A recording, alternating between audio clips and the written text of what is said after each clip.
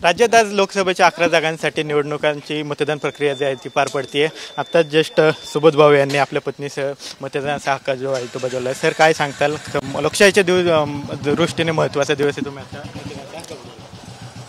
आता प्रश्नच नाही. मला असं वाटतं की आयुष्यातल्या प्रत्येक घटनेनंतर आपल्याला आनंद होतो. आपल्या शाळेत ॲडमिशन घेतल्यानंतर आनंद होतो, 10वी झाल्यानंतर होतो, 12वी झाल्यानंतर होतो, आणि सगळ्यात जास्त आनंद मला पहिल्यांदा मतदान करायला मिळालं त्या दिवशी तितकाच आनंद झाला होता. आणि त्याच्यानंतर आजतागायत मी आणि माझ्या घरातल्या कोणीही, माझे आजोबासुद्धा अगदी वय वर्ष 95 असतानासुद्धा आमच्या दोघांचा हात धरून त्यांनी येऊन मतदान केलं होतं. आज माझा भाऊ, त्याची बायको, माझी बायको, माझे वडील सकाळी 7 वाजता येऊन करून गेले मतदान. माझी आई आता येऊन करून जाईल. त्यामुळे आमच्या घरातले कोणीच मतदान बुडवत नाही, कुठलीही निवडणूक असू देत.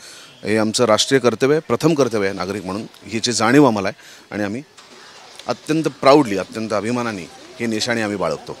राज्यात फोडाफोडीचं राजकारण पाहायला मिळालं. येणाऱ्या सरकारकडून तुमच्या काय अपेक्षा आहे? येणाऱ्या सरकारकडून अपेक्षा काही नाही, ज्या अपेक्षा आहेत त्या मतदानाद्वारे व्यक्त केल्या आहेत. मागच्या 3 टप्प्यामध्ये मतदान कुठेतरी कमी झाल्याचं पाहायला मिळालं, तर आता मतदारांना काय आव्हान? आता आहे त्या टप्प्यांमध्ये विनंती करीन की जास्तीत जास्त संख्येने बाहेर पडा, कारण तुम्ही जर ठरवलं तरच बदल घडू शकतो, अन्यथा बदल घडणार नाही. धन्यवाद सर. तर मतदानाचा हक्क बजावल्यानंतर सुबोध भाऊ यांनी आपली प्रतिक्रिया जी आहे ती दिली आपल्याला पाहायला मिळते. कॅमेरा पर्सन अभिजित पिसे सह विनय जगताप, TV9 मराठी, पुणे.